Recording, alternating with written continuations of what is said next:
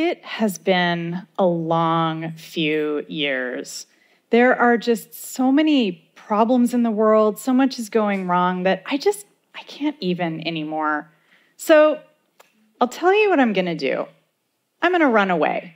I'm going to pick up a book about glamorous wizards on another planet, and I'm going to read about how they wear gorgeous bespoke suits and have romances, and of course, defeat an evil dictatorship along the way. Now, listen, I know how that sounds. This is the kind of story that's going to take me away from my problems rather than helping me face them.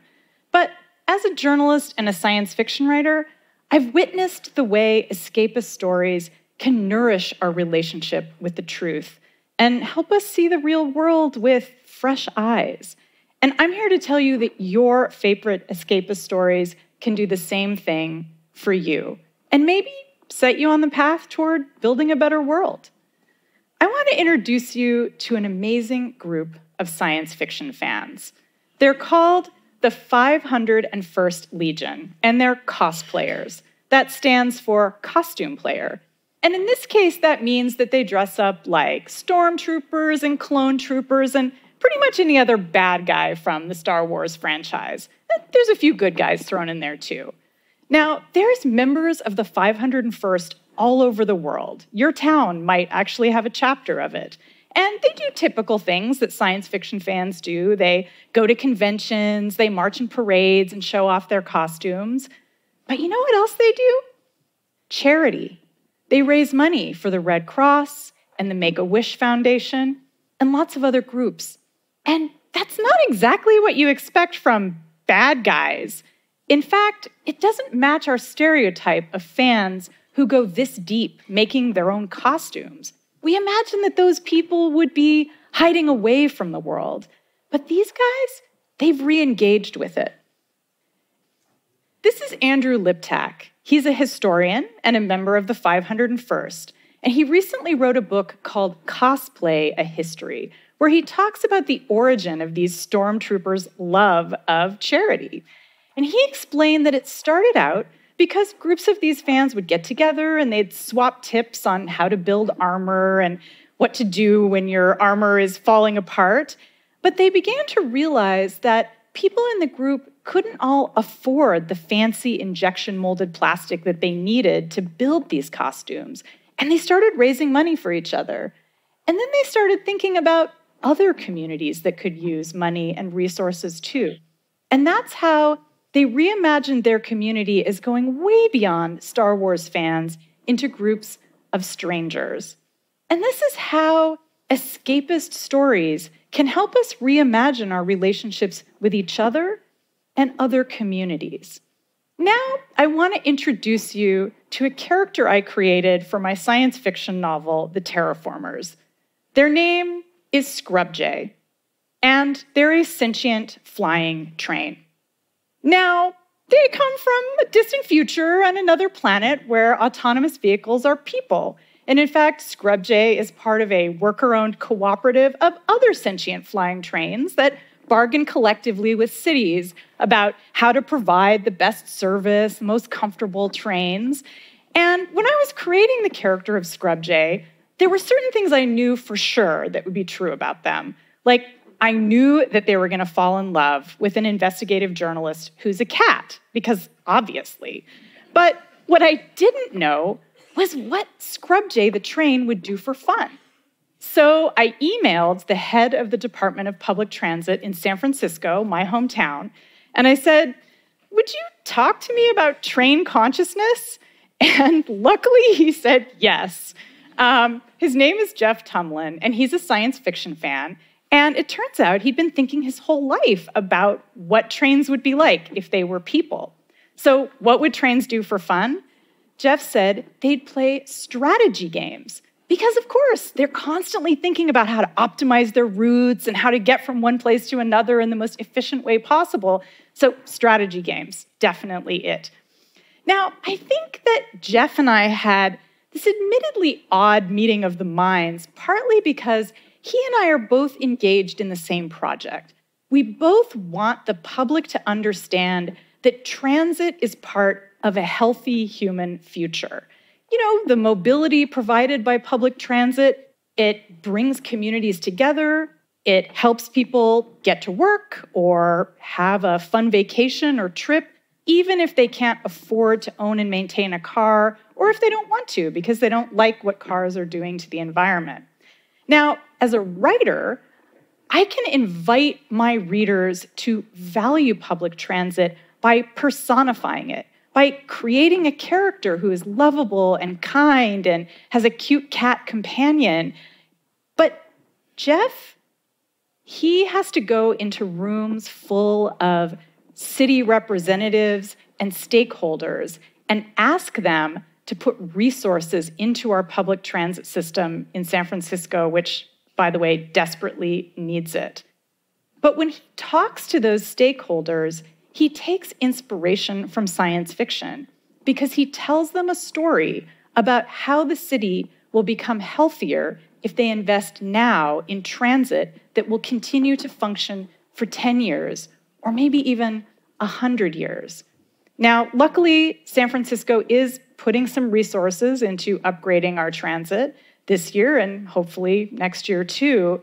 And that's not because all of our public servants are reading science fiction, although that would be nice.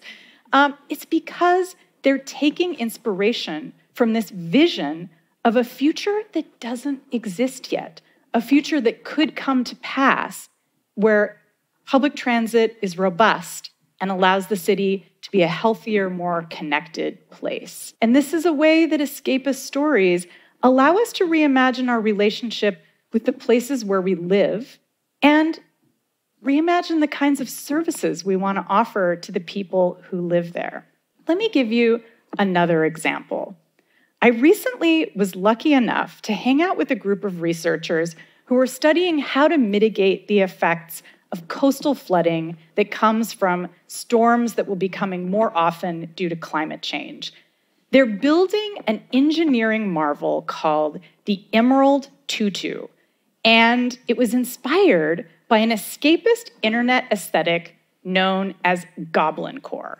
Now, before we get to the goblins, let's talk a little bit about the engineering. So the Emerald Tutu is a distributed network of floating gardens that flare outward from the coastline like a roughly tutu skirt.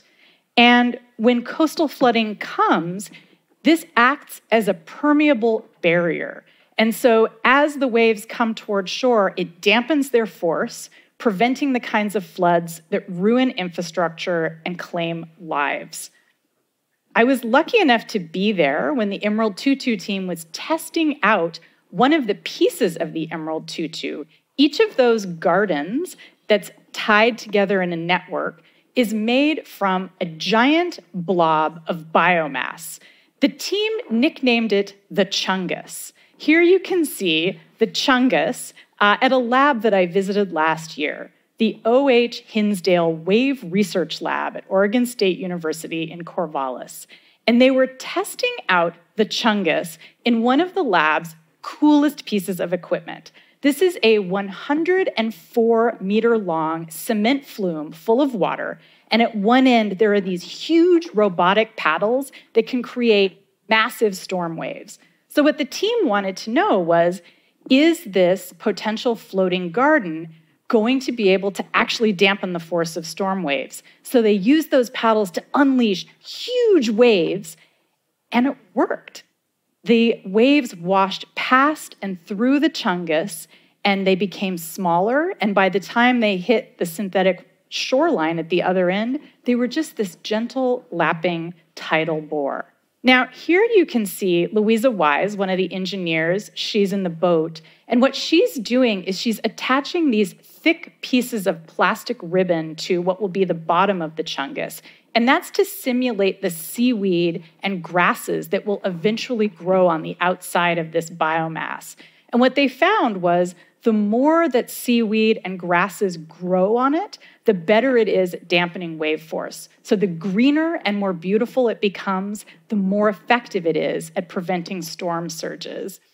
And I had just never seen technology like this before. So I asked the team's architect, Gabe Sira, who you can see there in the water with brown hair, and I said, how did you get this idea to do this weird thing? And he said, oh, it was goblincore. And now, if you're very online, you may have heard of goblincore. It is a fashion and design aesthetic that's intended to evoke the kind of cozy, bucolic world of Hobbiton, where the hobbits live in Lord of the Rings, or maybe the mystical, magical cities of Dungeons and Dragons.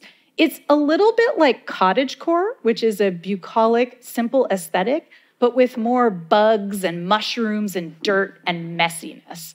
It's the perfect aesthetic for urbanites who are sick of seeing all of the hard, gray edges of concrete and steel that you see in most cities. And it was goblincore that inspired the Emerald Tutu team to think about using nature to deal with the problems of storm surges in Boston Harbor near where they work. And here you can see they're testing out a larger sample of the Emerald Tutu right now in Boston Harbor. This is a new design for the Chungus, so it's not a bag of biomass. It's a kind of snail-shaped woven biomass mat. You can see the grass growing on top of it. They call this the cinnamon roll.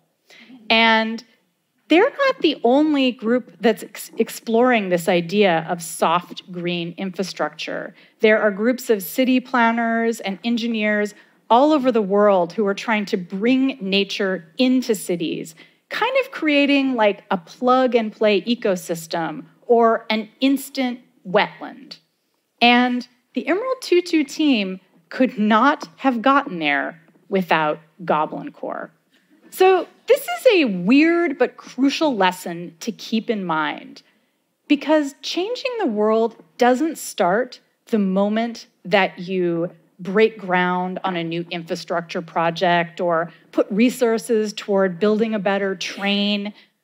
It starts with a fantasy. It starts with imagining another world and believing that things don't have to be the way that they are now.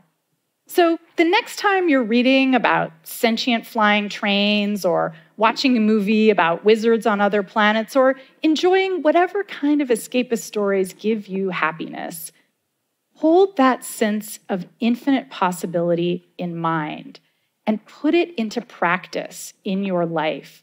Find a community that you can reach out to and provide help or resources. Get involved in a local project in your city to mitigate the effects of climate change. Because remember, sometimes we have to escape from our problems in order to solve them. Thank you.